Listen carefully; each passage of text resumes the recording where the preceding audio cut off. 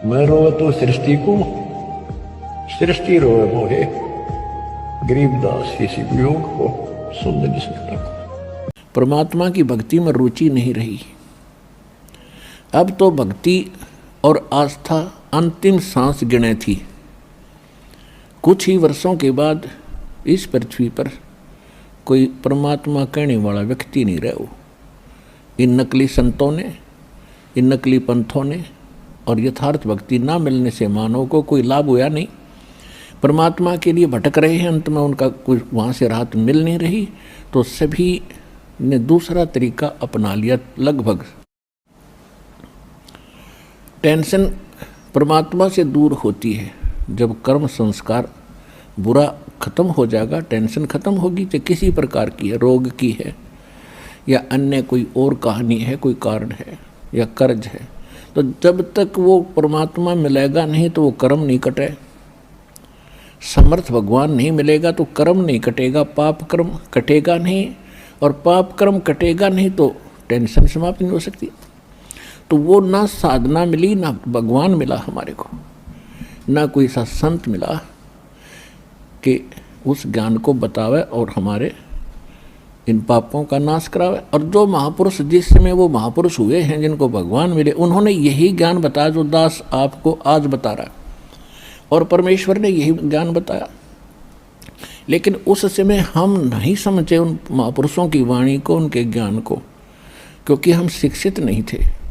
परमात्मा आपको शिक्षित करना नहीं चाहता था। सतयुग से लेकर और कलयुग के 50 वर्ष से पहले तक, आज से कोई शिक्षित नहीं था, क्योंकि इस शिक्षा ने हमें अभिमानी और बेईमान बना दिया। हम अपनी टेंशन समाप्त करने के लिए जो भगवान से राहत मिली नहीं, तो हमने, किसी ने तो शराब पीनी शुरू कर दी, किसी ने धनी बनने के लिए रिश्वत लेनी शुरू कर दी। ये दूना पाप इकट्ठा कर दिया। तो जिस कारण से परमात्मा ने आपको शिक्षित बनाना पड़ा, क्योंकि इसके अतिरिक्त कोई विकल्प नहीं था आप तक अपना संदेश भगवान पहुंचा सके। ऐसी विज्ञान मालिक ने दी है ना। ये मनुष्य यही था 43,20,000 वर्ष है, 4 युगों में, और 3 युग डालिए,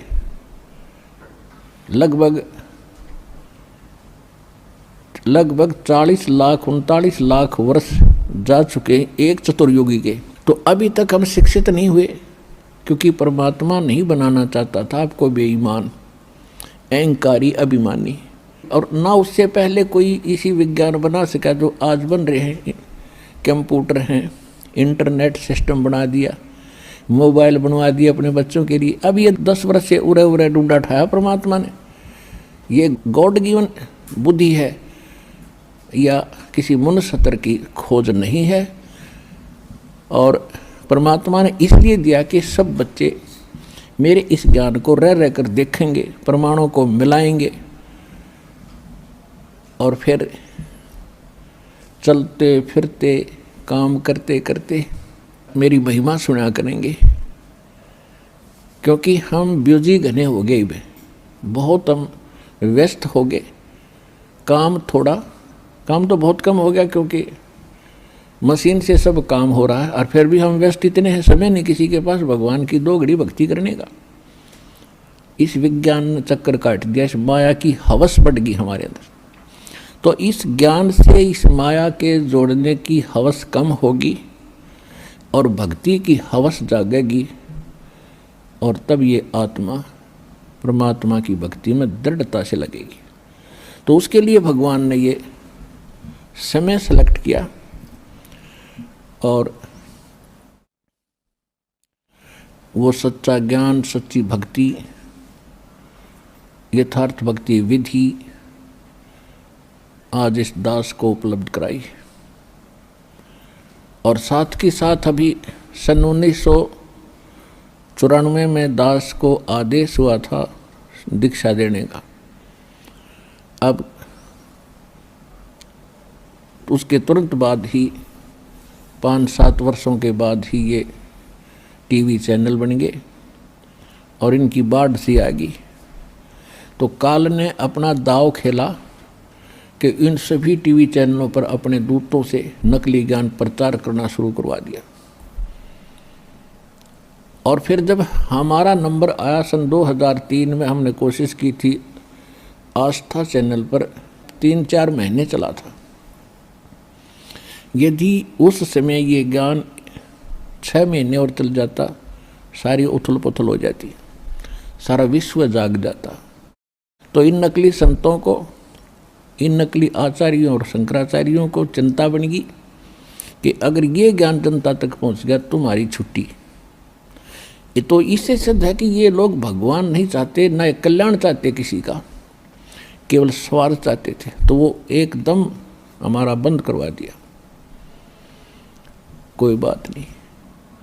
उसके बाद ऐसा कांड करवाया, क्रोथा कांड, झूठ बोल के झूठा बदनाम किया। रामपाल निंदा करता है, वहाँ ऐसा होता है वैसा होता है। उनका उद्देश्य ये था कि इसको मिटा दे और तुम्हारी पोल ना पाट जाए और जनता का कल्याण ना हो जाए। उनका उद्देश्य यही है। लेकिन उस परमात्मा का वचन है कि ये ज्ञान पूरे विश्व में जाएगा, सारा संसार भक्ति करेगा। परमात्मा के बच्चे हैं, जो हमारा विरोध कर रहे हैं वो भी भगवान के ही बच्चे हैं, वो परमात्मा के बच्चे हैं। लेकिन इस काल उनका दुरुपयोग कर रहा है, उनके कर्म बिगाड़ रहा है। तो परमात्मा ने दया करी है। देखो, पहले से भी 1000 गुना बढ़ गया हमारी संगत भी, हमारा प्रचार भी। तो ये परमात्मा का चलाया मार्ग है। उसके एक वचन से सारे ब्रह्मांड बन गए और अपने स्थान पर घूम रहे। इनको रोक के दिखाओ वैज्ञानिक। इसी प्रकार ये परमात्मा का वचन है, उसके वचन से ये ज्ञान पूरे विश्व में जाएगा और 2 दिन आगे पीछे सबको मानना पड़ेगा, क्योंकि बहुत दिन देख लिए परमात्मा ने अपने बच्चों को तड़फते भुगतते। 3 युग दे दिए काल को और कितना संतोष किया मालिक ने। किसी का बालक दुखी हो, माता पिता को चैन नहीं होती। अब उनको मालूम था ये दुखी हैं। सतयुग त्रेता द्वापर में भी दुखी थे, लेकिन इतने नहीं थे जितने कलयुग में हो गए। तो इस कलयुग में यहाँ तक आना था आपको लेकर के, और अब आपको वो ज्ञान देना है। अपनी शरण में पूरे विश्व को मालिक ने लेना है और आपका कल्याण होगा, पूरे विश्व का कल्याण होगा। ये परमात्मा का वचन है। अब विश्व में कोई जीव सुखी नहीं आज के दिन, और जो साधना वो करते थे वो भी फेल हो ली, क्योंकि वो करते करते दुख आ गया आप पे, तो वो साधना ठीक नहीं। भगवान की भक्ति से दुखी व्यक्ति सुखी होता है, और करते करते दुख हो रहे, कैर टूट गए, तो वो भक्ति नहीं है, साधना नहीं है, और वो भगवान नहीं है जिसकी आप साधना करते थे। तो अब परमात्मा ने वो रजा बख्शी है कि यथार्थ ज्ञान इस दास को दिया है। और सन 1994 से लेकर आज तक लगभग 20 वर्ष हो गए हैं। तो यही ज्ञान प्रारंभ से दास कहता आ रहा है, और सन 2000 के बाद सदग्रंथों को देखा है दास ने 2001 में। तो उस समय सदग्रंथों में देखा तो जो ज्ञान पहले दास बताता आ रहा था और जो मंत्र नाम पहले से दे रहा था, वो इन सदग्रंथों में जो के तो मिले। तो और उमंग और खुशी का ठिकाना नहीं रहा कि परमात्मा इन सदग्रंथों से अगर आपका ज्ञान मेल खा गया तो आपके बच्चे आपको पहचान सकेंगे। अन्यथा यदि हम ज्ञान सुनाते रहेंगे कबीर साहिब की केवल वाणी लेकर के या इन महापुरुषों की वाणी लेकर के, ये भगत आपको दृढ़ता से नहीं मान पाओगे।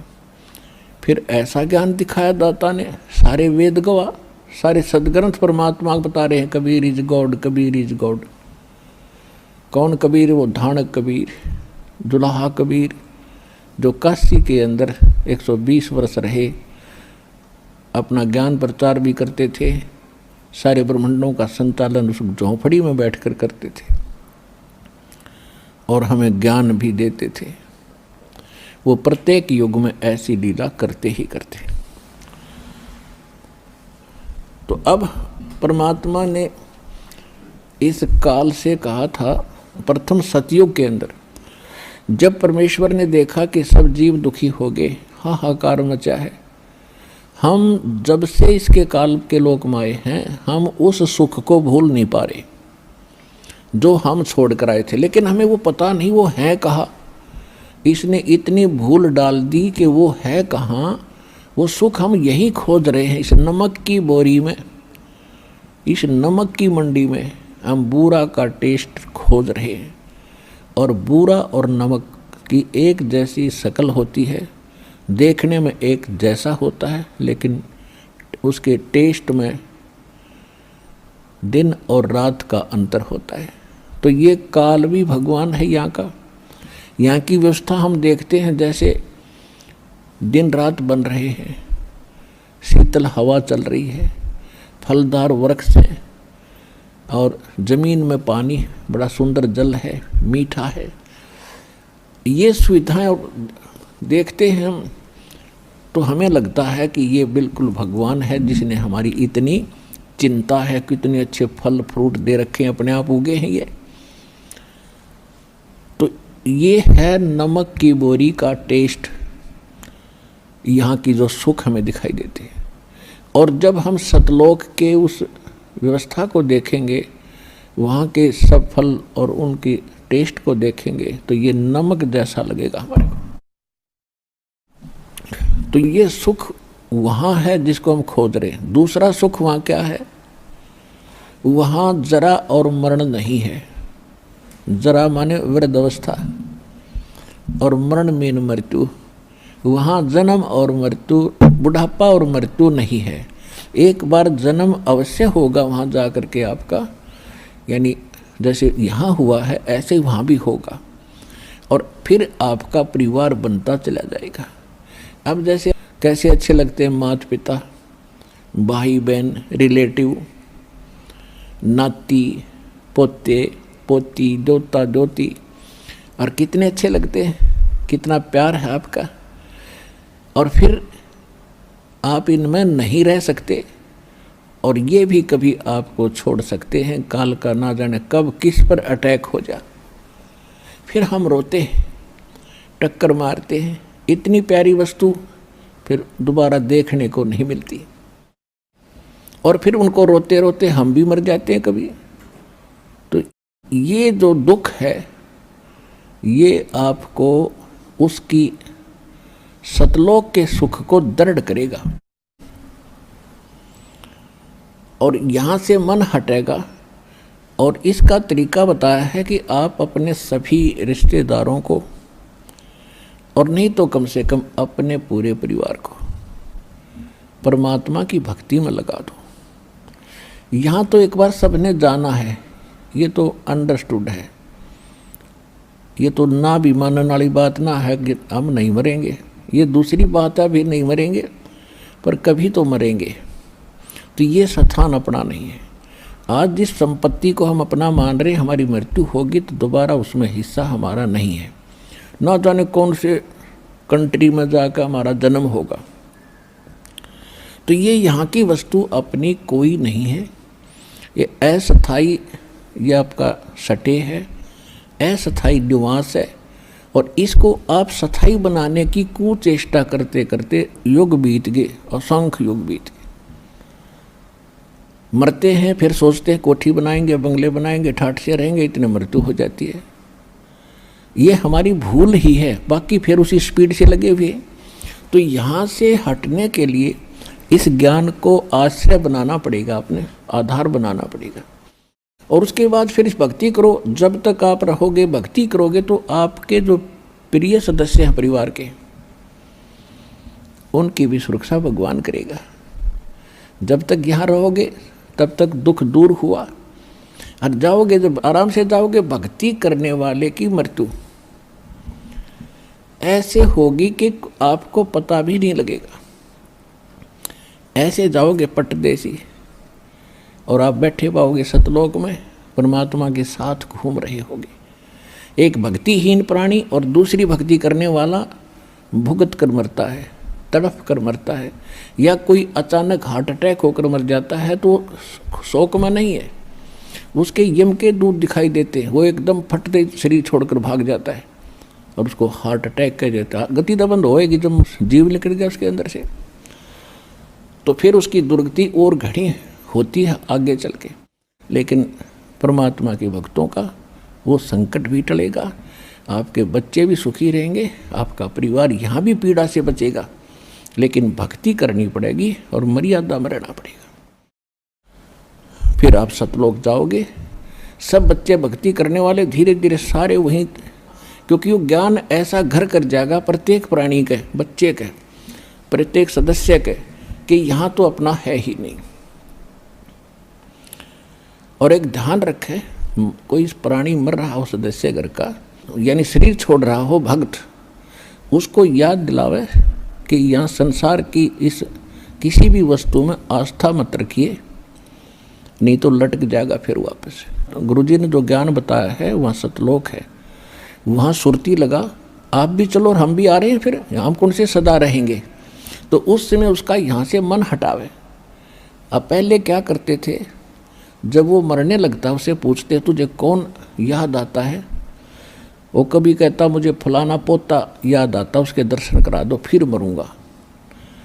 वो पोता ने बुला लेते हैं, फिर वो मर जाता है। यानी वो आस्था फिर वहीं रहेगी, वापस वहीं आकर उस पोते का मनमाना भैंस बनकर खड़ा हो जा, या कुत्ता बनकर गली में आकर बैठ जाएगा उस पोते के, और पोता मारेगा सिर में लठ फिर। तो ये बात आपने याद रखनी पड़ेगी।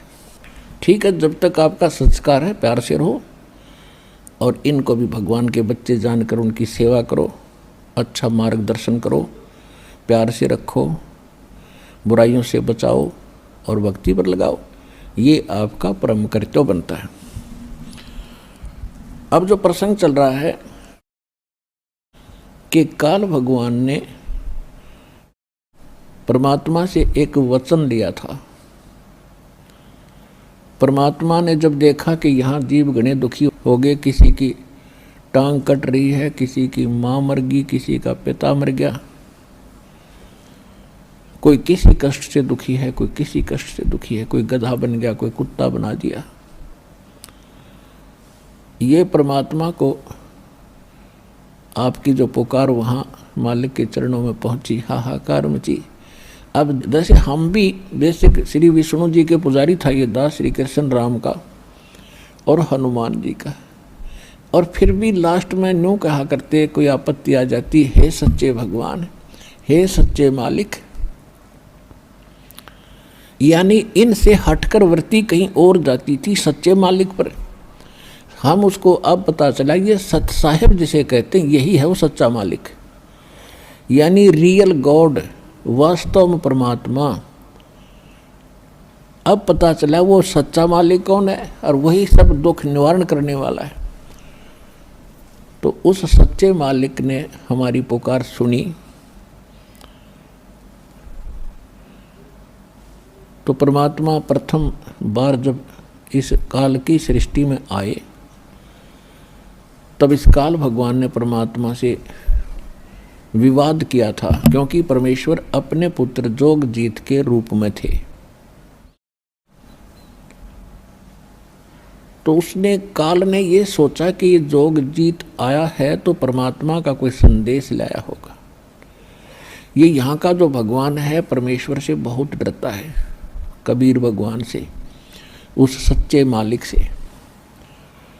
जैसे गरीबदास साहिब जी ने अपनी वाणी में कहा है कि काल डरे करतार से, जय जय जय जगदीश, और जोरा जोड़ी झाड़ता पग रद डारे शीश। तो ये उस परमात्मा से बहुत डरता है।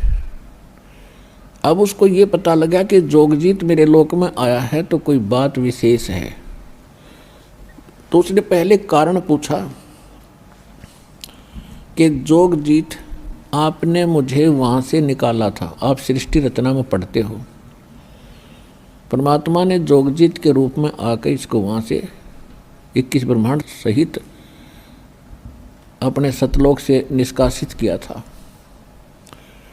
तो इस कारण से उसने इस बात से दुख हुआ कि तू मेरे लोक में क्यों आया, जब तूने अपने लोक से हमें भगा दिया था, अब तू मेरे लोक में कैसे आया, ये तो मैंने तप करके ले रखा, तेरा इसमें कोई रोल नहीं।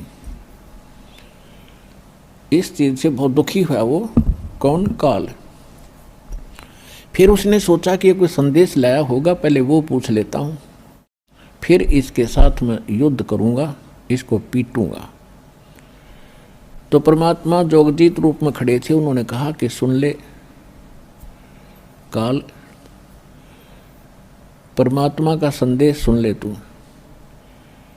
आपने ऐसा जुल्म कर दिया है, परमात्मा की आत्माओं का क्या हाल कर रखा है, हाहाकार मचा रखी, समय पर इनको टूक नहीं, और कैसी इनकी स्थिति कर रखी है, ना कोई इनकी सुरक्षा है, कोई किसी की माता मर गई, किसी का पिता मर रहा है, कोई पशु बना दिया, कोई कुत्ता बना रखा है। ये हालत भगवान से देखी नहीं गई, इसलिए मैं आया हूँ और सुन ले उसका संदेश। मैं नीचे जाऊँगा सारे ब्रह्मांडों के अंदर और तेरी पोल खोल लूँगा, तेरा पर्दा फाश करूँगा। तू भगवान नहीं है, ये काल है, ये तुम्हें खाने के लिए यहाँ रोके हुए हैं, और सारी तेरी कहानी बताऊंगा, परमात्मा की सच्ची कथा सुनाकर, सृष्टि रचना सुनाकर के उनको दृढ़ता फैलाऊंगा, और सच्चा नाम मेरे पास है, परमात्मा ने दिया है, वो नाम सुनाऊंगा। उसके भक्ति करके वो सीधे वापस वहाँ चले जाएंगे जहाँ से वो आए थे। अब इस बात को सुन के उस ज्योति निरंजन काल के को बड़ा दुख हुआ और इतना गुस्सा आ गया कि इस जोगजीत ने अभी ख़त्म कर दूं, नहीं हो तो मेरा नाश करेगा, उजाड़ देगा मेरे को। यदि नीचे के प्राणियों को परमात्मा का ज्ञान हो गया तो ये सब भाग जाएंगे और तू यहाँ अकेला रह जाएगा और तेरा बाग उजड़ जाएगा, तेरी खेती खत्म हो जाएगी। ये तो हमने खेती बना के पाल रहा है, सत्कर मान लियो आपको। ये कोई दास की अपनी मन गढ़ंत कहानी नहीं है, ये गॉड गिवन स्पिरिचुअल नॉलेज है। खुद परमात्मा ने आके बताया है कि तुम यहाँ जन्म मृत्यु में क्यों दुखी हो, कि इसको 1 लाख मानव शरीरधारी प्राणी नथ खाने पड़ते हैं, और जिस कारण से यो आपको यहाँ पाले हुए हैं, जैसे कसाई बकरे पालता है। पुण्यात्माओं, जिस दिन आपका यह भांग उतर जाएगी ना, इस यहाँ का नशा उतर जाएगा इस काल का, ये झूठे व्यवस्थाओं को आप देख करके भूले फिरते हो, कोई मंत्री बन गया, कोई महामंत्री बन गया और भटक रहे हैं, सारा दिन इस खिलौनों से खेल कर जीवन नाश कर जाते। आज तो महामंत्री बन गया, प्रधानमंत्री बन गया, सारी पृथ्वी का पति बन गया, अगले जन्म में क्या होगा, गधा बनेगा, वह कहाँ जाएगी इतनी प्रभुता।